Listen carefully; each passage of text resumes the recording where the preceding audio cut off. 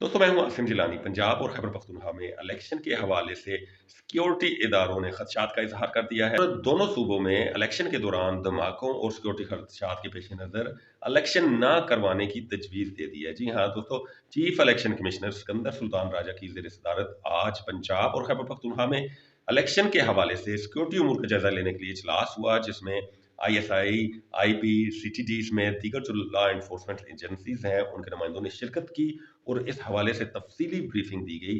Election commission ने 3 लाख से जायद नफरी मांगी है कि इलेक्शन के पुरअमन इनेकाद के लिए 3 लाख से जायद नफरी फराम की जाए। ताहम लॉ इन्फोर्समेंट एजेंसीज की जानिब से खदशात का इजहार किया गया है कि इलेक्शन के दौरान धमाके हो सकते हैं, क्योंकि मौजूदा मुल्क की जो सूरत हाल है और आए रोज जो धमाके हो रहे हैं, दहशतगर्दी के वाकयात हो रहे हैं, ऐसी सूरत हाल में इतनी ज़्यादा नफरी फराम करना मुमकिन नहीं है। इस हवाले से सीनियर जर्नलिस्ट नासिर काज़मी साहब से बात करते हैं कि वो इस बारे में क्या कहते हैं।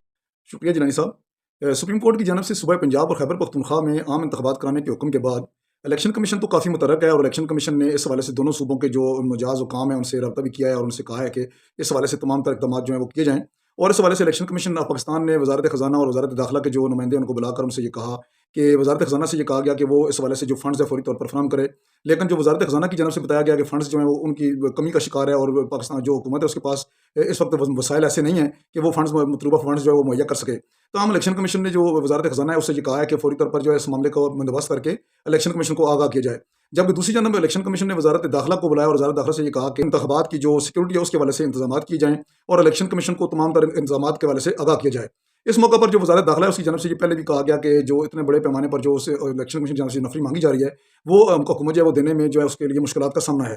इस हवाले से इलेक्शन कमीशन ने आज जो है वो दोबारा इजलास बुलाया और उसमें सिक्योरिटी इदारे जो हैं खसूसियन खासतौर पर ISI, IB, MI और जो CTD है उसके नुमाइंदों को बुलाया गया और उनसे ये इस्तफसार किया, उनको बताया गया इलेक्शन कमीशन की जानब से कि इलेक्शन कमीशन को दोनों सूबों में जो है वो इंतखाबात के लिए जो पुलिस है उसके अलावा जो है वो तकरीबन 3,53,000 से ज़ायद जो है वो एहलकार दरकार हैं जो इस सिक्योरिटी के फ़राइज़ अंजाम देंगे। तमाम जो सिक्योरिटी इदारे हैं उनकी जानब से इलेक्शन कमीशन को आगाह किया गया कि इतने बड़े पैमाने पर जो है वो सिक्योरिटी एहलकार फराहम करना मुमकिन नहीं है। इस पर इलेक्शन कमीशन ने वाज़ेह किया इन इदारों पर कि सुप्रीम कोर्ट के हुक्म के बाद जो है इलेक्शन कमीशन जो है वो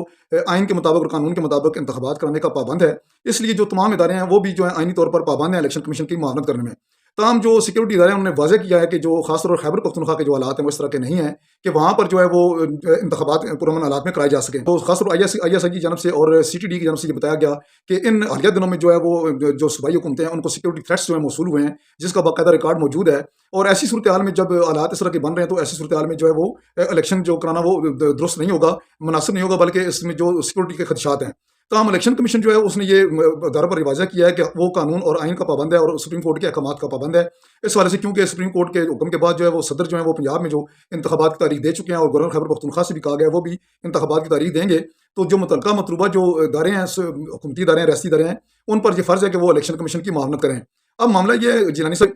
जो सूरत हाल बन रही है उसमें लगता ये है कि जो हुकूमत है वो तैयार नहीं है इस मामले में कि इलेक्शन कमीशन की मदद करने को, क्योंकि इलेक्शन कमीशन ने ये कहा है कि जो इस वक्त 67,000 पोलिंग स्टेशन बनेंगे जो दो सूबों में जो इंतखाबात होंगे उन पर 67,000 पोलिंग स्टेशन में कई जो है हसास होंगे और कई जो है ज़्यादा हसास तरीन होंगे। तो ऐसे जो हल्के हैं, जो ऐसे पोलिंग स्टेशन हैं उन पर जो सिक्योरिटी इंतहाई सख्त करना पड़ेगी और उसके लिए जो है पुलिस नाकाफ़ी है। इसके लिए जो आर्मी, रेंजर्स, FC और दीगर जो इदारे हैं उनके अहलकार दरकार होंगे। तो हम हुकूमत जो है वो इस मामले में जो इलेक्शन कमीशन को जो है वो पूरी तरह से सपोर्ट करने की कोशिश सपोर्ट नहीं कर रही, बल्कि तज़ब्ज़ुब का शिकार है। दूसरी जानब जो हुकूमत है वो जो इलेक्शन कमीशन को जो फंड्स दरकार हैं खासतौर पर वो 25 से 35 अरब रुपये जो है कहा गया है, तखमीना लगाया गया है दो सूबों में जो इंतखाबात है उसके वाले से। तो वो जो फंड्स हैं उस वक्त सिर्फ 5 अरब रुपये अब तक जो है वो इलेक्शन कमीशन को फराहम किए गए हैं हुकूमत की जानब से, और बाकी हुकूमत जो है वो लेवतलार से काम ले रही है, जिससे ये ज़ाहिर होता है कि हुकूमत जो है वो इंटरेस्टेड नहीं है कि वो इंतखाबात हो सकें। तो अब ये जो सूरत हाल बन रही है उसमें इलेक्शन कमीशन का किरदार कलीदी होगा और इलेक्शन कमीशन को चूँकि सुप्रीम कोर्ट जो है हिदायत दे चुकी है सूबों में, सूबा पंजाब और खैबर पख्तूनख्वा में वो आइन के